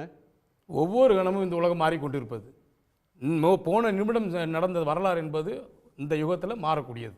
அதேபோல் சிந்தனை, இயக்கவியல் சிந்தனையும் ஒவ்வொரு கன நேரத்திலும் மாறக்கூடியது தான். மாறாமல் இருப்பது தான் இடதுசாரிகளும் இந்த மார்க்சிய தத்துவங்களும் வைக்கிறது. அப்போது இதே வாதம் ஐயா பெரியார் மேலே வைத்திருந்தால், காங்கிரஸில் இருக்கிற பொழுது அவர் அந்த காங்கிரஸை ஏற்றுக்கொண்டு செய்த வேலையின் பொழுது அவர் காங்கிரஸை தூக்கி பிடித்தார்ல, அதை வெளியேற பொழுதும் அவர் சொன்ன காரணங்களை இந்த உலகம் ஏற்றுக்கொண்டதில்லை. அது பகுத்தறிவின்பால் ஈவேரா ஐயா பெரியார் சொன்னதை பகுத்தறிவு என்று ஏற்றுக்கொள்வதும் இல்லைங்க. பெரியார் ஒரு 80 ஆண்டு காலம் பொது வாழ்க்கையில் இருந்தவர். ஒவ்வொரு காலகட்டத்திலும் தன்னுடைய நிலைப்பாடு என்னன்றதை பகிரங்கமாக வெளிப்படையாக காரண காரியங்களோட, காமராஜரை ஆதரிக்கிறதுக்கு என்ன காரணம், கலைஞரை ஆதரிப்பதற்கு என்ன காரணம், ராமாயணத்தை எதிர்க்கிறதுக்கு என்ன காரணம், எல்லாவற்றையும் வெளிப்படையாக சொன்ன அவருடைய எழுத்துக்கள் இருக்குது, ஆயிரக்கணக்கான பக்கங்களில் இருக்குது. என்னோட ஸ்பெசிஃபிக்கான பாயிண்ட் எனக்கு, நான் பெரியாரை இன்றைக்கி நான் படித்தேன், போன வருஷம் படித்ததுலேருந்து இப்போ புதிய விஷயங்கள் எனக்கு வருது, அதனால் நான் எதிர்க்கிறேன் அப்படின்னு ஒருத்தர் சொன்னால் அவருடைய சிந்தனை போக்கில் ஏற்பட்டிருக்கிற மாற்றம் நாம் புரிஞ்சுக்கலாம். பிரபாகரன் சொன்னார் 2009 என்கிட்ட, அதனால் நான் இப்போ பெரியாரை எதிர்க்கிறேன் அப்படின்னு சொன்னால், போன வருஷம் பெரியாரை ஆதரிக்கிறீங்க, 10 வருஷமாக பெரியாருக்கு அஞ்சலி செலுத்துறீங்க, உங்கள் தலைவர்னு கொள்கை வழிகாட்டின்னு ஏற்றுக்கிறீங்க, இப்போ திடீர்னு பிரபாகரனை சாட்சி கூப்பிட்டா என்ன அர்த்தம்? பெரியார் எதுக்கிறது இருக்கலாம். பிரபாகரன் சொன்னது உண்மையா பொய்யா என்று நேற்று வரை புத்தகங்களை ஆராய்ந்து செய்திருக்கலாம். ஆய்வு செய்ததன் அடிப்படையில் ஒரு மாபெரும் தலைவர் என்பவர் சாதாரண மனிதர்கள் சொல்லும் வார்த்தை அது கருப்பு மையாகவோ வெள்ளை மையாகவோ மாறும். ஆனால் ஒரு தலைவர் சொல்லுடைய வரலாறு என்பது சாதாரண மனிதருடைய வரலாறு அல்ல. ஆகையால் கடந்த 15 ஆண்டுகளாக தாம் அதற்கு முன்னாடி 30-50 ஆண்டுகளாக நான் போற்றி வந்த அந்த ஐயா பெரியாருடைய கருத்துக்கள் ஆய்வு செய்திருக்கலாம். ஐயா பிரபாகரன் சொன்ன கருத்தையும் ஐயாவுடைய புத்தகங்களையும் மீள்வாசிப்பு செய்திருக்கலாம். அதனுடைய முதிர்ச்சியின் அடிப்படையில் நீங்க இன்னைக்கு அவர் எடுக்கிற நிலைப்பாடு அவருடைய அடிப்படையில் அது சரியாக இருக்கலாம். அது எப்படி ஒரு மாற்றங்கள் இயக்கவியல் நடப்பதை தவறு என்பது நம்ம சொல்ல முடியாது. அது விஞ்ஞானத்துக்கு பின்னவீனமா மாறி போவோமே. அதாவது தந்தை பெரியார் அவர்கள் காங்கிரஸ் கட்சிக்குள்ள இருக்கும் பொழுது தன்னுடைய கொள்கையை வகுப்புவாரி உரிமைக்காக தொடர்ச்சியாக காங்கிரஸ் கட்சிக்குள்ள கலகம் பண்ணிக்கிட்டே இருக்கார். சேரமாதேவி குருகுலத்தில் மாணவர்களுக்கு தனித்தனியாக ஜாதி பார்த்து பிரித்து சோறு போட்ட போது வாவேசு ஐயரை எதிர்த்து காங்கிரஸ் கட்சி தலைவராக இருக்கிற தந்தை பெரியார் அவருக்கு அந்த குருகுலத்துக்கு பணத்தை நான் கொடுக்க மாட்டேன் அப்படின்னு சொல்கிறார். 3 காங்கிரஸ் மாநாடுகளில் வகுப்புவாரி உரிமைக்கான தீர்மானத்தை முன்வைத்து விவாதத்துக்கு அது மறுக்கப்படும் போது, 3வது முறையும் அது மறுக்கப்படும் போது, இந்த கட்சியால் பிற்படுத்தப்பட்ட மக்களுக்கு, தாழ்த்தப்பட்ட மக்களுக்கு நன்மை இல்லை, இது தமிழர்களுக்கு எதிரானது அப்படின்னு அறிவிச்சிட்டு அங்கேருந்து வெளியில் வர்றார். நீதி கட்சியோடு 44 வரை பயணம், சுயமரியாதை இயக்கமும் அதுவும் பயணம் செய்கிறார். அதே காலகட்டத்தில் நீதி கட்சிக்கு விமர்சனங்களையும் வைக்கிறார். தேவதாசி முறை தடுப்பு மசோதா நிறைவேறாமல் இருக்குது, அதுக்கு போராட்டம் நடந்துக்கிட்டு இருக்கு. அந்த நேரத்தில் இந்த சட்டத்தை நிறைவேற்றவில்லைன்னா நீங்கள் ஆட்சியிலிருந்து என்ன பயன், நீதி கட்சி ஆட்சியிலையும் இதுக்கு இவ்வளவு போராட்டம் நடக்கணுமா அப்படின்னு அவ்வளவு கடுமையாக கண்டித்து எழுதுகிறார். அப்புறம் நீங்கள் அரசியலில் பதவிகளில் வந்து பங்கு அல்லது வகுப்புவாரி உரிமை சொன்னால் போதாது, சமூக பழக்க வழக்கங்களில் பார்ப்பன சமூகத்திற்கு அடிமையாக காட்டிக்கொள்ளுகிற அந்த பழக்கத்தை நீதி கட்சி தலைவர்கள் நிறுத்த வேண்டும் அப்படின்னு பேசியிருக்காரு. இதெல்லாம் முடிஞ்சு தான் 44 அது திராவிடர் கழகமாக மாறுது. இப்படி ஒவ்வொரு காலகட்டத்திலும் தான் எந்த அமைப்பிற்குள் இருக்கிறாரோ அதில் உள்ள குறைகளை பிரச்சனைகளை பேசி விவாதித்து அதிலிருந்து அடுத்த மாற்றத்திற்கு வந்தவர் தந்தை பெரியார். நேற்று தூங்குற வரைக்கும் 50 ஆண்டுகள் படித்ததை வந்து 15 ஆண்டுகளாக யோசித்து திடீர்னு ஒரு நாள் கண் விழித்து பேசியவர் அல்ல. இப்படிப்பட்ட ஒப்பீடுகள் வந்து எந்த ஒரு அடிப்படை இலக்கணத்துக்குள்ளேயும் பொருந்தாது. ஒன்று. ரெண்டாவது, இப்போ ஒரு மனப்போக்கு சமூகம் வந்து எப்படியும் இருக்கும், அல்லது இப்படி மனப்போக்குடையவர்கள் எந்த காலத்துலேயும் கொஞ்சம் பேர் இருந்திருப்பாங்க. நாம் அன்னைக்கு அவங்கள பார்த்ததில்ல. நம்ம என்ன சொல்லுவோம், ஒருத்தர் வந்து ஒரு கடுமையான தப்பு பண்ணுறாரு, ஒரு மோசடி ஃப்ராடு ஒரு வேலைன்னு வச்சுக்கோங்க. அது தெரிய வரும்போது நம்ம இது தெரியாமல் இருந்திருக்கோமே, இதை நம்பி போயிட்டோமே, அல்லது நாம் நினைத்த மனிதர் இவ்வளோ மோசமானவராக இருந்திருக்காரு அப்படின்னு நினைக்கிறது ஒரு மனப்பான்மை. பரவாயில்ல, அதனால் என்ன, அல்லது தெரிஞ்சே தான் நான் ஆதரிக்கிறேன், அது தப்பு செஞ்சால் தப்பு தான், அது பரவாயில்ல, அது ஒன்றும் பெரிய தப்பு இல்லை அப்படிங்கிறது ஒரு குற்ற மனப்பான்மை. இன்றைக்கி சீமானால் வளர்க்கப்பட்டவர்களில் ஒரு பாதி பேர் இவ்வளவு மோசமாக ஏமாந்துருக்கமே அப்படின்னு வெளியே வர்றவங்க இருக்காங்க. இல்லை அதனால் தப்பு இல்லை, we are party to that அப்படிங்கிற குற்ற மனப்பான்மையோட பேசிட்டு இருக்காரு. எனக்கு பிடிச்ச கருத்தை பேசுகிறாரு. அவர் என்ன பேசினாலும் தப்பு இல்லை, பொய்ய சொன்னாலும் தப்பு இல்லை. நீங்கள் ஒரு பெரிய நீண்ட தலைவர்களுடைய வாழ்க்கை யார் வேணால், நாம் எனக்கு ஆதரவானவங்க எதிரானவங்க விட்டுருங்க, எந்த தலைவர்கள் வாழ்க்கையாக இருந்தாலும் அதில் ஏற்றத்தாழ்வுகள் இருக்கும், சில பிறழ்வுகள் இருக்கும், விமர்சனங்கள் இருக்கும். ஆனால் அடிப்படையே மோசடியில் தொடங்குகிற ஒரு மனிதனை அது வந்து மோசடியே இல்லை என்றோ அல்லது மோசடியாக இருந்தாலும் சரிதான் அப்படின்னு சொல்லக்கூடிய மனப்பான்மை வந்து அது தமிழ்நாட்டுக்கு உரிய ஒரு மனப்பான்மை அல்ல. அதனால தான் வந்து ஐயா கூட சொன்னாங்க பிஜேபி பி டீம்னு சொல்கிறாங்க அப்படின்னு. பொய்யவே துணிஞ்சு பிரச்சாரம் பண்ணக்கூடிய தன்மை வந்து அந்த முகாமில் தான் நான் பார்த்துருக்கேன். ஆகையினால இது பி டீம் எல்லாம் இல்லை, பிஜேபி டீம் தான், ஒரே டீம் தான். அதனுடைய ஒரு வெளிப்பாடாக தான் நான் இதை பார்க்குறேன். அது அவங்களுடைய மேடம் கருத்து. ஆனால் நாங்கள் எப்படி பார்க்குறோன்னா, ஒரு பெரிய இனத்தினுடைய அழிவிலிருந்து ஒரு இடத்துல வந்து தமிழ் தேசிய கருத்துக்கள் வருது, அதை வழிநடத்தி செல்லுகிற ஒரு தளபதியாக அண்ணனாக அவர் இருக்கிறார். ஆனால் இந்த நேரத்தில் இவங்களுடைய நீங்கள் ஆரியுடைய அடிவரடி எது வேணாலும் சொல்லிக்கிட்டோம். ஆனால் நாங்கள் என்ன பார்க்குறோன்னா, நீங்கள் வந்து இலங்கை ஒரு தமிழீழம் அமைகிறதுக்காக இங்கே கட்சி தொடங்கப்பட்டார் என்றால் அது தமிழ் தேசியர்களில் நாங்கள் இது ஒரு துணை காரணம் தான். ஆனால் இந்த நாட்டில் கனிம வளங்கள் கொள்ளை போகப்படுது.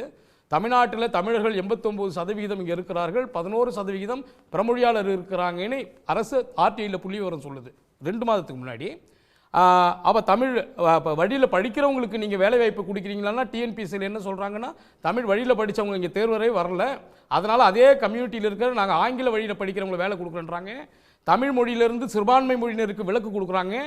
இங்கே உள்ள தமிழருடைய எல்லா வளநலங்கள் சுரண்டப்படுது. இந்த அதிகாரம் வந்து பிரத்தியார்கிட்ட போது அது முதலாளிகளாகவே நம்ம பேசினாகும். அப்போ தமிழ் முதலாளிகள் அல்லாத பிற முதலாளிகள் இந்த இடத்துல வளங்களை சுரண்டனதா சொல்ற அல்லது குற்றச்சாட்டுக்காரா இப்போ கோர்ட்டு கலைஞ்சிட்டு இருக்கிற பிஆர்பி, வைகுண்டராஜ், தாது மணல் சம்மந்தப்பட்ட விவி, தாது மணல்னால் அந்த காலத்தில் விவி இன்றைக்கும் நீதிமன்றத்தில் அவருக்கு வந்து ஃபைன் போட்டு போயிட்டுருக்கு. கிரானைட்னு எடுத்தால் இவர் பிஆர்பி நீதிமன்றத்தில் இருக்குது. தாது இப்போ நீங்கள் வந்து ஆற்று மணல் அப்படின்னு எடுத்தால் புதுக்கோட்டை, மதுரை, திருச்சியை சுற்றி சில பேர் அவங்களுக்கு இப்போ அமலாக்க பிரிவு இதெல்லாம் இருக்குது. இவங்களாம் தமிழர்களா பிறமொழியாளர்களா? தமிழ்நாட்டோட வளங்களை சுரண்டுறவங்க. இப்போது தமிழர்கள்னு நீங்கள் வைக்கிறீங்க, நீங்கள் எப்படி தமிழர்கள் நீங்கள் முத்திரை கொடுத்துறீங்கன்னா நீங்கள் அதுக்கு ஆதாரம் கொடுக்கணும். இல்லையா? நாங்கள் தமிழர்கள்னா என்ன ஆதாரம் கொடுக்கணும்? யாரெல்லாம் இன்னைக்கு இடி கேஸு அல்லது தாது மணல் கனிம வள கொள்ளை அப்படின்ற குற்றச்சாட்டுக்கு ஆளாகி இருக்கிறாங்களோ அவங்கெல்லாம் நீங்கள் சொல்கிற தமிழர்ன்ற வரையறைக்கு உட்பட்டவங்க. அதை தான் இப்போ ஐயா அண்ணா என்ன சொல்கிறாருன்னா, நன்மை பயக்கிற பொழுது அதுக்கு திராவிடம் என்ற பெயர் கொடுப்பதும், ஒரு அவலம் நடந்தால் தமிழர் என்று பெயர் கொடுப்பதுமாக இந்த கருத்தாக்கங்கள் தாது மணலில் ஈடுபட்ட குற்றச்சாட்டுக்கு இன்னைக்கு வந்து 5000 கோடி 4000 கோடி டிமாண்ட் நோட்டீஸ் அமைச்சிருக்காங்க. அவர் சுத்த தமிழரா இல்லையா? கிரானைட்டில் கனிம வள கொள்ளையில் இருக்கிறவர் பிஆர்பி, அவர் சுத்த தமிழரா அசல் தமிழரா? இப்போ வந்து எதிர்கொண்டுட்டு இருக்கிறாங்க இல்லையா, மணல் ஆற்று மணலில், காவேரியில், வைகையில், தாமிரபரணியில், அதில் இருக்கக்கூடியவங்க பேர் உங்களுக்கும் தெரியும் எனக்கும் தெரியும். அவங்கெல்லாம் சுத்த தமிழர்களா வேற ஆளுகளா? இதை ஸ்பெசிஃபிக்கான பாயிண்ட்டுக்கு வந்தால் தாது மணல் யாரெல்லாலும் தப்பு, கனிம வளத்தை யார் கொள்ளையடிச்சாலும் தவறு. அதை ஸ்ட்ரெயிட்டா பேசாம அதுல வந்து அந்நியர்கள் அழிக்கிறாங்கன்னா என்ன சார், அது யார் அடிக்கிறாங்க? அந்நியர்னு சொல்லலை, அதாவது தவறு யார் செய்தாலும் தவறு தவறு என்பதுதான் நீங்க பேசலையே கருத்து. இல்ல நீங்க கனிம வளம் கொல்ல போகுதுன்னா யார் கொல்ல அடிக்கிறா? இப்போ தமிழர் திராவிடர்கள் அடிக்கிறோம் நாங்க சொல்லல. இங்க கனிம வளம் கொல்ல போகுதுன்னா அது தமிழர் கூட தான் அடிக்கலாம். இந்த மண்ணுடைய மலநலத்துடைய நீங்க கனிம வள கொள்ளையில ஈடுபட்டு இருக்கிற பெருந்தமிழர்கள், பெரும் தமிழர் இருக்காங்க, கண்டிச்சு என்ன பண்ணிருக்கீங்க? நீங்க இங்க நடக்கிற பொழுது ஒரு மீனவர் அங்கே அழிக்கிற பொழுது தமிழர் மட்டும் மீனவரா இருக்கானா? ஸ்பெசிபிக்கா மீனவர் இல்லையா? கன்னடர் மீனவர் இல்லையா? இல்லையா? சரி, அப்போ இங்க ஊழல் செய்கிறவர்கள், அயோக்கியத்தனம் செய்கிறவர்கள் தமிழர் என்று ஒரு இனத்தினுடைய பெயரை சொல்வதை தான் சீமான் போன்ற தமிழ் தேசியர்கள் எதிர்க்கிறாங்க. எக்ஸாக்ட்டா பாயிண்ட்க்கு வரீங்க. மீனவர் படுகொலை அப்படின்னு ஒண்ணு வந்தா நீங்க எதுக்க வேண்டியது யார? டெல்லி ஏகாதிபத்தியத்தை, டெல்லி கடற்படையை, இந்த டெல்லி அதிகாரத்தை நீங்க கேட்கணும். இந்திய மீனவனை ஏன் இந்திய கடற்படை பாதுகாக்கல அப்படின்னு நீங்க கேட்கணும். அப்ப இந்த எல்லா டெல்லியை நோக்கி என்ன நீங்க கேட்டிருக்கீங்க? எல்லா அதிகாரம் ஒன்றிய அரசு கொண்டு வரணும். அதை விடுங்க சார், இவங்க தோத்துட்டாங்க. டெல்லியை நீங்க வந்து இவங்களுக்கு விட வீரியமான அரசியல் கட்சி நடத்துற ஒருத்தங்க டெல்லியை கிடுகிடுக்க வைக்க என்ன போராட்டம் பண்ணிருக்கீங்க? எங்களுடைய வீட்டை பாதுகாக்கிறோம். டங்ஸ்டன் சுரங்கத்துக்கு எதிராக தமிழ்நாடு அரசு அறிவிச்சது, முதல்வர் அறிவிச்சாரு, நான் முதல்வராக இருக்கிற வரை அது நடக்காது அப்படின்னு. இன்றைக்கி வந்து அந்த பின்வாங்கிட்டாங்க. இந்த டங்ஸ்டன் சுரங்க எதிர்ப்பு போராட்டத்துக்கு எத்தனை ஏற்பாடுகளை இவங்க செய்தாங்க. இன்றைக்கி அதை பின்வாங்கிய பிறகு இந்த அரசை பற்றி என்ன பாராட்டியிருக்கார் அவர்? இது வந்து இது ஒரு பயங்கரமான திரிபுவாதம். இவங்க பண்ணுறது வந்து திரிபுவாதம். ஒரு நிமிஷம் குறுக்கிடுங்க, ஒரு நிமிஷம். அதாவது திராவிடர்கள் அப்படின்னு யார் திராவிடர் யார் தமிழர் ரெண்டு பேரும் ஒருத்தர் தான். இவங்க ஒரு வரலாறு கண்டுபிடிக்கிறாங்க. என்னென்னா திராவிடம் என்பது தெலுங்கை குறிக்கும் அப்படின்னு நீங்கள் சொல்கிறீங்க. நீங்கள் சொல்லிக்கங்க. நான் திராவிடர்னு சொல்கிறேன், நான் தெலுங்கு கிடையாது. எனக்கு திராவிடங்கிறது தத்துவம், எனக்கு திராவிடங்கிறது கொள்கை. தமிழ் என்பது என் மூச்சு, தமிழ் என்பது என் உயிர், இது என் தாய்மொழி. எனக்கு திராவிடம் என்பது தத்துவம், அது ஆரியத்துக்கு எதிரான தத்துவம். நீங்கள் அந்த தத்துவத்தை வச்சுருக்கவனை போய் நீ தெலுங்க ஏன் பேரை போட்டு இவங்க வந்து நள்ளி சரசுலு, யார் நம்ம தம்பிங்க நள்ளி சரசுலு, நல்ல வேளை எங்கள் அப்பாவும் அண்ணாமலை லூ அப்படின்னு போட்டிருந்தாங்கன்னா சரியா இருக்கும். அவங்க ஊர் வந்து அரியலூர் லூ அப்படின்னா இதை தான் அந்த தம்பிங்களுக்கு பாவம் கற்றுக் கொடுத்துக்கிட்டு இருக்காங்க. திராவிடம்னா என்ன? அது கொள்கை, அது ஆரியத்துக்கு முந்தியது, ஆரியத்தை மறுப்பது.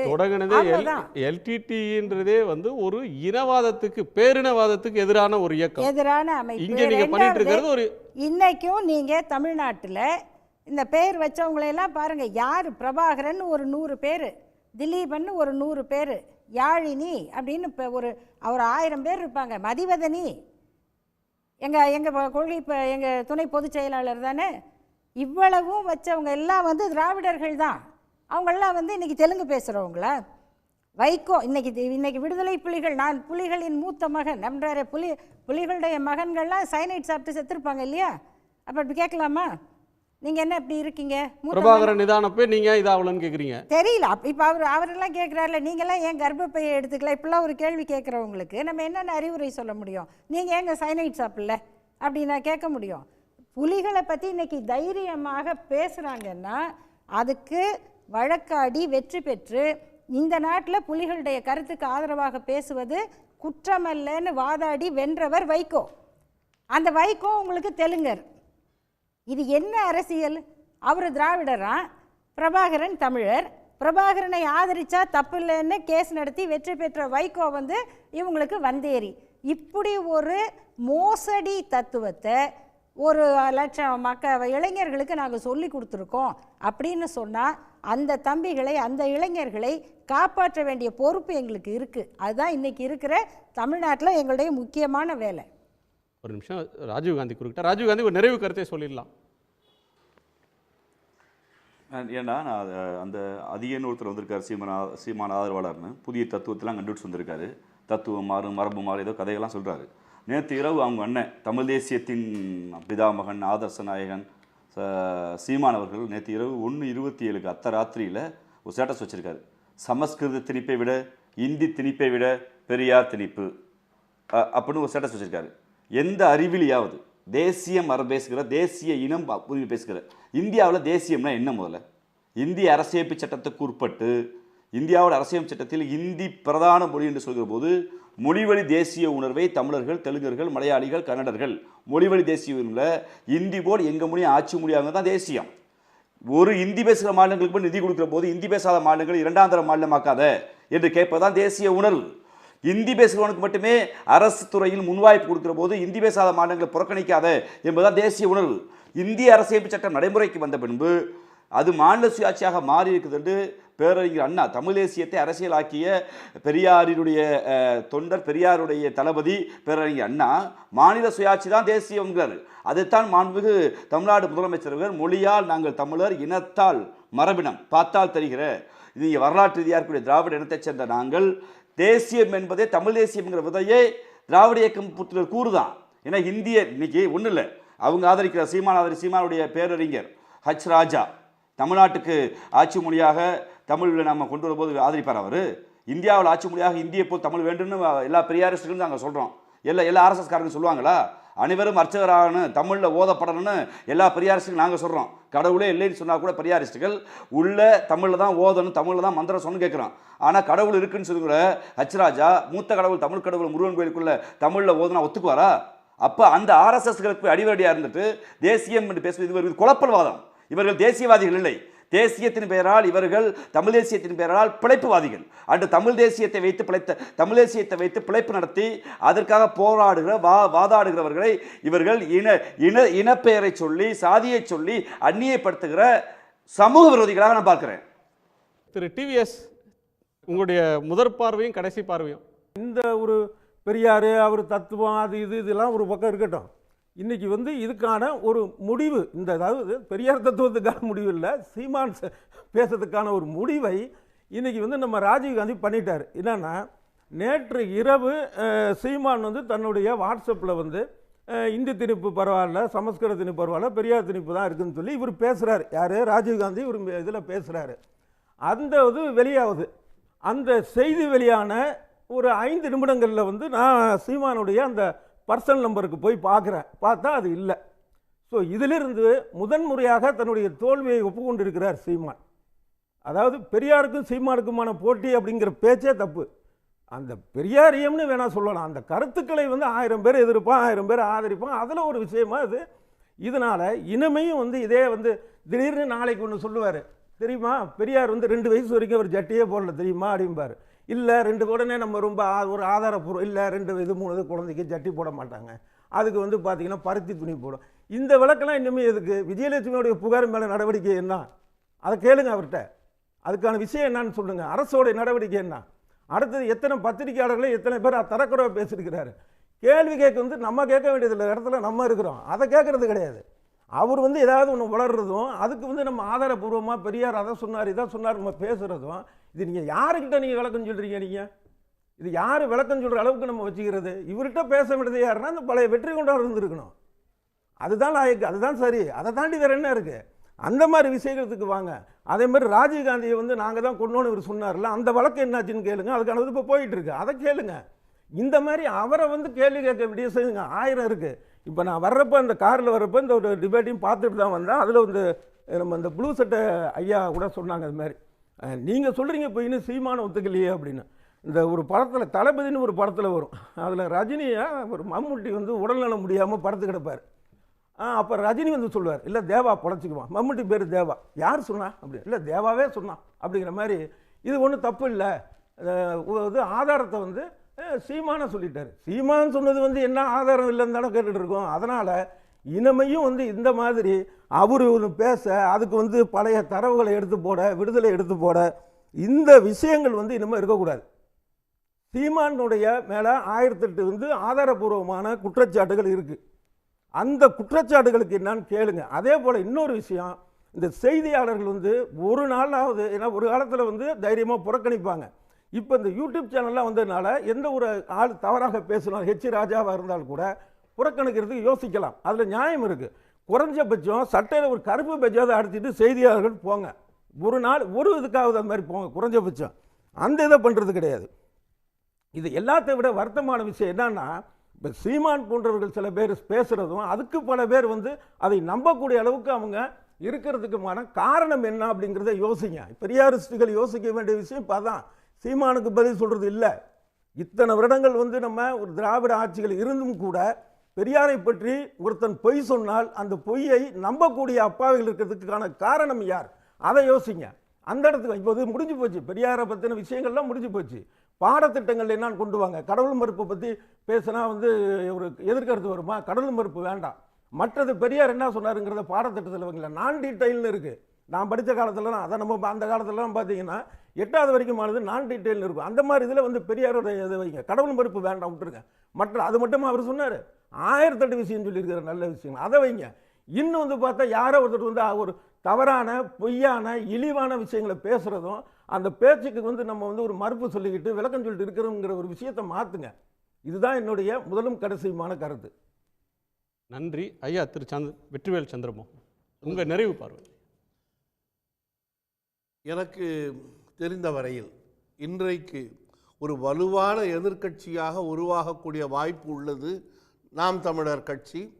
திரு சீமான் அவர்கள் மக்களோடு மக்களாய் இளைஞர்களை பெரிய அளவிலே திரட்டி, ஒரு பணம் பெரிய அளவிலே இல்லாத ஒரு கட்சியாக இருந்தாலும் தொண்டர் படைகளை நம்பி ஒரு கட்சியை ஒரு கட்டுப்பாட்டிற்குள் கொண்டு வந்து விட்டார். ஒவ்வொரு தேர்தலுக்கும் அவருடைய வாக்கு விகிதம் கூடிக்கொண்டே தான் போகிறது, குறையவில்லை. அவரை எப்படியாவது வீழ்த்த வேண்டும் என்று எதிர்க்கட்சிகள், அதாவது ஆளும் கட்சியாக இருக்கட்டும் அல்லது எதிர்க்கட்சியாக இருக்கட்டும், எண்ணுவதில் தவறு இல்லை.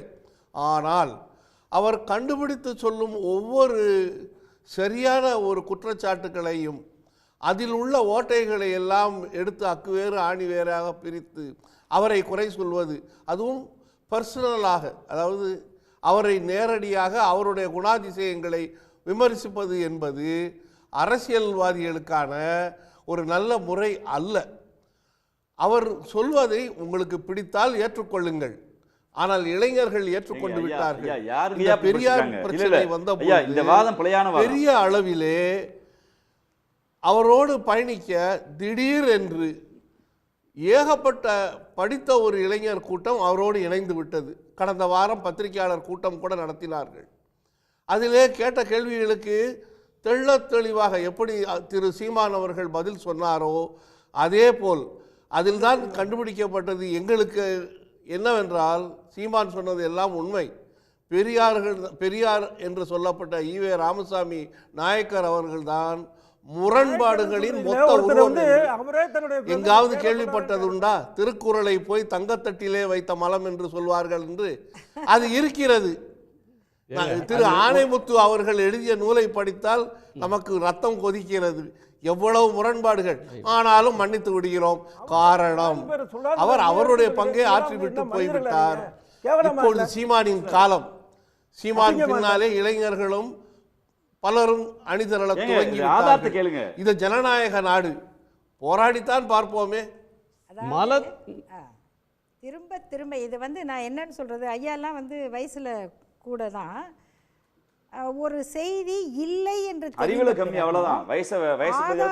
இல்லைன்னு, அதாவது திருக்குறள் தட்டில் வைக்கப்பட்ட மலம்னு பெரியார் சொன்னதாகவோ எழுதியதாகவோ இதுவரைக்கும் வெளியான எந்த புத்தகத்திலும் இல்லாத ஒன்றை திரும்ப திரும்ப திரும்ப பரப்புவதும், அவர் அந்த அவர் சொன்ன அறிவார்ந்த அந்த பேட்டியில் சொன்ன அத்தனையும் புழுகு என்று தெரிந்தும் அதையே திரும்ப சொல்லுவதுக்கு பெரியாருடைய மொழியில் அறிவு நாணயம் இன்மை, அறிவு நாணயம் இல்லாத பேச்சு அப்படின்னு தான் நம்ம சொல்லணும். ஐயாவுக்கு அறிவு நாணயம் இருக்கும். அவர் வந்து ஆனமுத்து புத்தகத்துல இருந்து ஐயா வந்து ஆதாரத்தை காட்டினாங்கன்னா, பெரியார் வந்து திருக்குறளை மலம்னு சொன்னாருன்னு நீங்க ஆதாரத்தை காட்டினீங்கன்னா ஏற்றுக்கொள்ளலாம். பெரியார் ஆதாரம் இருந்தா காட்டுங்க. நிச்சயமா காட்டலாம். இல்ல ஒண்ணு அச்சுல இருக்கு, ஆன்லைன்ல இருக்கு, எல்லாத்துலயும் இருக்கு. இதுவரையிலும் யாரும் ஆதாரம் காட்டல, சும்மா அடிச்சு விட்டுட்டு இருக்காங்க. தெரிஞ்சே சொல்றாங்க, தெரியாம இல்ல, தெரிஞ்சே சொல்லிக்கிட்டு இருக்காங்க. அத பொய்தானே தெரிஞ்சே சொல்ற நாணய குறைவு தான் இப்ப பரவிட்டு இருக்கு. ஆனால் பெரியாரை பற்றிய குற்றச்சாட்டுகள் நன்றி வாரியாக உண்மை. ஐயா இருக்கட்டும். நன்றி நன்றி திரு அதியன். ஐயா பெரியார் ஒரே நேரத்தில் முன்பு ஒரு கருத்து அதுக்கு மாறான கருத்து சொல்றது தான் அவருடைய இயல்பு. இப்போ கூட இந்த அரங்கத்தில் நான் நூல்கள் எடுத்து வந்திருக்கேன், அதை நேரம் கருதி நான் வெளியே வச்சுட்டேன். இப்போ கூட ஆதாரங்கள் பல ஆதாரங்கள். இப்போ பார்ப்பன வள்ளுவனை பார்ப்பனன் என்பது சொல்லுவதும், திருவள்ளுவரை விமர்சிப்பதும், கண்ணகியை அழுக்கு மூட்டியை அவையாரை இதெல்லாம் இருக்கு. ஆனால் நாம் எதை அப்படி பார்க்குறோன்னா, நாம் தமிழ் தேசியர்கள் சீமான் உட்பட என்ன சொல்றாங்கன்னா, நீங்க திராவிடம் என்ற திராவிட இலக்கியத்தை நீங்க கிண்டல் பண்ணலையே. திராவிடம் என்றால் என்ன? நீங்க 5 மொழி பேசுகிற ஒரு இலக்கியத்தை தானே கிண்டல் கேலி பண்ணணும், சீர்திருத்தம் பண்ணணும். தெலுங்கு இலக்கியத்தை நீங்க கிண்டல் பண்ணல, மலையாள இலக்கியத்தை கிண்டல் பண்ணல, துளு இலக்கியத்தை கிண்டல் பண்ணல. நீங்க தமிழ் இலக்கியத்தை கிண்டல் பண்ற பொழுது தான் இங்க வினா எழும்புது. நீங்க திராவிட தேசிய ஹைதராபாத்ல அரசியல் திராவிட தலைவராக இருந்தால் திராவிடத்தை சீர்திருத்தம் செய்ய இல்லங்க. திராவிடம் இல்ல அதுல உங்க அடிப்படை புரிதல் கோளாறு என்ன? அவர் திராவிடம்னு பேசினாலும் அவருடைய இயங்குதளம் அப்படின்ற ஒன்று மொழிவாரி மாநிலம் அமைஞ்ச பிறகு தமிழ்நாட்டில் தான் அவர் அரசியல் பேசினார், தமிழர்களுக்காக தான் உழைச்சார். அவர் ஹைதராபாத்ல போய் ரிசர்வேஷன் போறார், தமிழ்நாட்டில் தமிழர்கள் முண்டக்கல்ல கடப்பால போய் அவர் அந்த வாதம் சரியாக இருந்தால் தமிழ்நாட்டில் வாதம் அங்க அவர் பேசினார் 100% தமிழர்கள் வசிக்கிறார்களா, 11% பிற மொழியாளர்கள் என்று தமிழருக்கே அப்படின்னு சொன்னாரு பெரியார் தான். என்னுடைய நேரம் நான் ஆகையால் முடிக்கல போனாச்சு எனக்கு வாய்ப்பு கொடுக்கும். நீங்க தமிழ்நாடு தமிழருக்கே என்று சொன்னாலும் மொழிவழி மாநிலம் அமைந்த பிறகு இந்த தமிழ்நிலத்துல தமிழ்நாடு தமிழருக்கே, தமிழ்நாடு என்றால் தமிழர் என்றால் திராவிடர், திராவிடர் என்றால் அனைவரும் ஒருவன். ஏன் அந்த வார்த்தை சொல்றாங்க? தமிழ்நாடு என்றால் தமிழருக்கேன்னு சொல்லிடுங்க. தமிழ்நாட்டு அதிகாரம் என்றால் தமிழருக்கே என்று சொன்ன பிரச்சனை கிடையாது, அது இயங்கியல் நோக்கியில நவீனமாகப்பது. ஆனா தமிழர் என்றால் திராவிடர் மாடுங்குவார், திராவிடர் என்றால் 4 மொழிக்காரர்கள் வருவார் என்று சொல்வதன் மூலம் மொழிவழி மாநிலம் பிரிந்த பிறகும் தமிழ்நாட்டை தமிழரே ஆள வேண்டும் என்று தமிழ்நாடு தமிழருக்கேன்றது பிற மொழியாளர்களும் அதிகார மையமாக ஆக்கணும்னு சொல்லுகிற பொழுதுதானே இந்த தமிழ் தேசியர்கள் இல்லங்க. தமிழ்நாடு தமிழருக்கேன்னு சொன்னது சந்திரபாபு நாயுடு, ஜெகன்மோகன் ரெட்டி அல்லது இவரு தேவேகவுடா, அச்சுதமேனன், இவங்க யாராவது அச்சுதானந்தன் மாதிரியான ஆட்கள் இங்க ஆட்சி செய்யணுன்றதுக்காக சொன்னாருன்னு சொல்ல வர்றீங்க? இல்லைங்கய்யா, மொழிவழி மாநிலம் அமைந்த அடிப்படை நோக்கம் என்ன? ஒவ்வொரு மொழியினுடைய கலை இலக்கிய பண்பாடு அவருடைய அதிகாரம் அங்க நிலைநிறுத்துறதுக்காக தான் மொழி. இல்லைன்னா ஓர் இந்தியா இருந்திருக்கலாம். இப்போ ஒற்றை இந்தியா இருந்த இந்த பிரச்சனை வரப்போறது இல்லை. எங்களுக்கான தனி சொத்து ஒதுக்கப்பட்டு இருக்கிறது. என்னுடைய சொத்துல நீங்க பிரித்து போகின்ற பிறகு நீங்க எங்களுக்கு அதிகாரம் கேட்கறீங்கன்னு தான் இப்ப பிரச்சனை. இங்க சீமான் நீங்க ஒரு சொல்லை எடுத்துக்கொண்டு அவர்கள் விமர்சிப்பது என்பது ஒரு கூறு. 99% இந்த பிரிந்த மொழிவழி மாநிலம் பிரிந்த பிறகு தமிழுடைய அதிகாரம் என்ன? மேடம் சொன்னாங்க, தோழர் சொன்னாங்க, தமிழர்கள் 20 பேர் டெல்லியில் அதிகாரத்தில் இருந்திருக்காங்க, நிதியமைச்சர்களா இருந்திருக்காங்க, பாதுகாப்பு அமைச்சரா இருந்திருக்காங்க. அதிகாரம் என்ன? மாநிலங்களுடைய அதிகாரம் எல்லாம் பறி கொடுத்தது யாரால்? அதிகாரத்தை வாங்குறதுக்கு டெல்லிக்கு எதிராக சீமான் என்ன துரும்ப அசைச்சு போட்டிருக்காரு. சீமான் அதிகாரம் பெற்ற அடுத்த முன்னாடியே நான் எல்லா உரிமைகளும் பெற்று தருவேன்னு சொல்றேன். நீங்க அதிகாரம் வக்கீல் எப்படி சார் முடியும்? சொல்லுங்க சார். அப்பனா நீங்க கடந்த 100 ஆண்டுகளாக மக்கள்கிட்ட டெல்லிக்கு எதிராக என்ன பேசுனீங்க? அதுக்காக களமாடு நிறைவு செய்யலாம். திரு சோமு, உங்க பாயிண்ட் ஒன்லைன். அதாவது இந்த மொழிவழி மாநிலம் பிரிவதற்கு முன்பாகவே காமராஜர் அவருடைய ஆட்சியிலேயே பெரியார் சொல்கிறாரு, இங்கே சில ஜில்லாக்களில் தமிழை ஆட்சி மொழி ஆக்குறங்கிற மாதிரி சொல்கிறீங்க, ஆனால் அரசு பணியில் தமிழர்களுக்கு உரிய இடம் இல்லையான்னு கேட்டவர் பெரியார். அதே மாதிரி தமிழ்நாடு தமிழருக்குன்னு சொன்னவர் பெரியார். இது பெரியாரை புரிஞ்சுக்கிறது பெரிய விஷயமே இல்லை. ஒரு குறைஞ்சபட்ச அறிவு நாணயமும் அதே போல் கொஞ்சம் படிப்பறிவும் இருந்தால் புரிஞ்சுக்கலாம். அடுத்தது பெரியார் சொன்ன இன்னொரு விஷயம், ஒரே ஒரு விஷயம் என்னன்னா, இப்போ பலது பேசுனீங்க, மானமற்ற ஒருவருடன் போராடுவது சிரமம். நன்றி நன்றி நன்றி. உங்க கருத்தோடு நிறைவு செய்யலாம். தந்தை பெரியாருடைய கருத்துக்கள், கொள்கை இதெல்லாம் எல்லாமே இவங்களுக்கு தெரியாமலாம் இல்லை. அதாவது பெரியார் சொல்லாத ஒன்றை சொன்னதாக சொல்றது முதல்ல.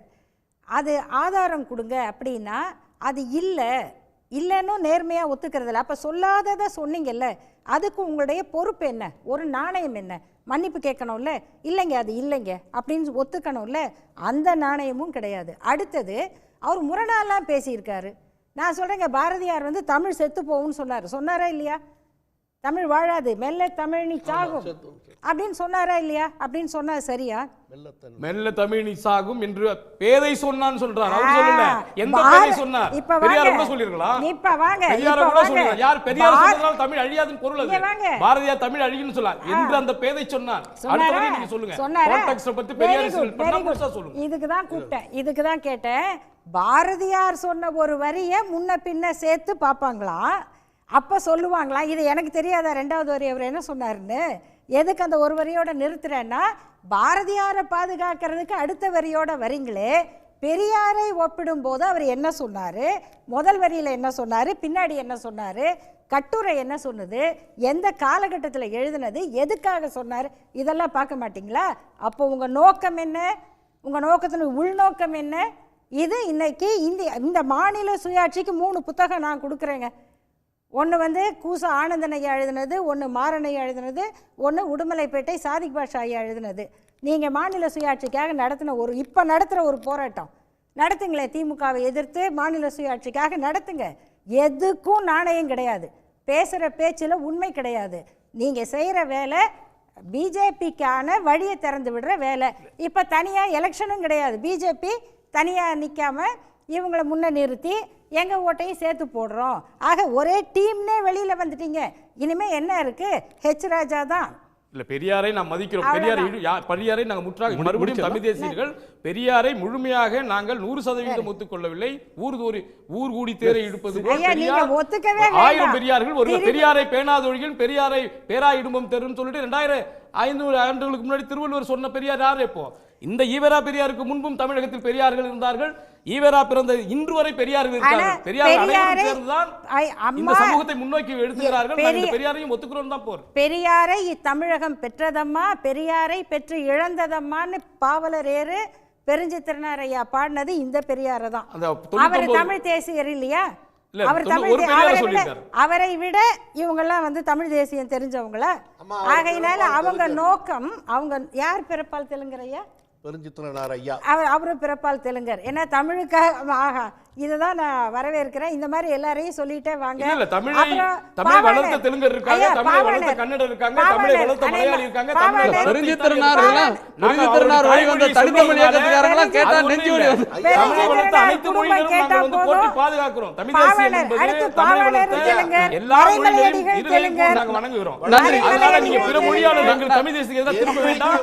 எல்லா மொழியினரும் ஒடுக்கப்பட்ட மொழியினர் எங்களுக்கு எதிரானவர்கள் இல்லை. அன்றைக்கே தமிழ்நாட்டை ஒரு தமிழன் ஆள்வது என்பது எங்கள் பிறப்பு. ஏன்னா நீதி கட்சியில எல்லா மாநிலங்களுக்கும் சேர்த்து அதிகாரம் வரப்போகுது என்று சொன்ன திலகர் உங்களுக்கு உயர்ந்தவர். பக்தவச்சலம் தமிழ்நாட்டை தமிழன் ஆள வேண்டும் மொழி வழி மாநிலம் அமைஞ்ச பிறகுதானே பக்தவச்சலம் முதலமைச்சரா இருந்தாரு. அதற்கு முன்னாலே காமராஜரும் இருந்தாரு. அவங்க எல்லாம் தமிழர் இல்லையா? அவரெல்லாம் தமிழர்கள். தமிழர்கள் ஆளவே இல்லைன்றீங்க. ஆளவே இல்லைன்றீங்க. கேரளாவையோ ஒரு கர்நாடகாவையோ ஒரு ஆந்திராவையோ ஒரு தமிழன் ஆட்சி செய்தானா? இல்லது ஒரு மலையாளி போய் கர்நாடகாவை ஆட்சி செய்தானா? இல்லையே. ஆனால் இங்க அப்படி இல்லையே. இல்லையே, தமிழ் தேசியர்கள் எம்ஜிஆர் கொண்டாடுறீங்களே, மலையாளின்னு பாக்குறது இல்லையே. எம்ஜிஆர் மலையாளி, அவரை பாக்குறது இல்லையே. கேப்டன் விஜயகாந்த் தமிழுக்கும் தமிழகத்துக்கும் தமிழுடைய கலை இலக்கியத்திற்கும் போராடுகிற கேப்டன் விஜயகாந்த் இப்ப யாரு? விஜயகாந்த் தெலுங்கர். இருக்கட்டும், எந்த மொழியினராக இருந்தாலும் தமிழுடைய நலவளத்திற்கும் சிறுபான்மையினுடைய நலவளத்துக்கும் காப்பவர்களை நாங்கள் ஏற்கிறோம். எங்க பிரச்சனை தமிழர் திராவிடன் என்று சொல்லிக் கொண்டு தமிழுடைய அதிகாரத்தை திராவிட முதலாளிகளும் எல்லா தளத்தங்களிலும் திராவிடம் என்ற பெயர்ல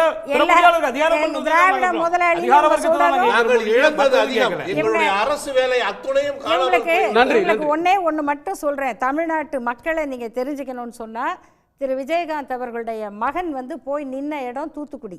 அந்த தூத்துக்குடி விருதுநகர், மன்னிக்கணும், விருதுநகர் பகுதியில் வாழ்கிற மக்களில் பெரும்பான்மையானவங்க யார்? அங்கே வந்து தேர்தலில் நின்ன ராதிகா சரத்குமார், அவங்க பின்னணி என்ன? ஆனால் அந்த மக்கள் விஜயகாந்த் மகனுக்கு போட்ட ஓட்டை விட ராதிகா சரத்குமாருக்கு போட்ட ஓட்டு குறைவு. சரிங்களா? இந்த மாதிரி பேச்சு அடையாளம், ஒரு மனிதன் வாழ்ந்தார், அவர் அந்த மக்களோட வாழ்கிறாருன்னு சொன்னால், உன் தாய்மொழி அது, நீ வீட்டில் நீங்கள் வைகோவையே விடுதலை புலிகள் இயக்கத்துக்கு இவ்வளோ பேசுகிற நீங்கள் வைகோவை தெலுங்கர் வந்தேரின்னு சொல்கிறீங்களே, அப்புறம் உங்கள் அரசியல். நன்றி சார், நன்றி. கேள்வி களம்.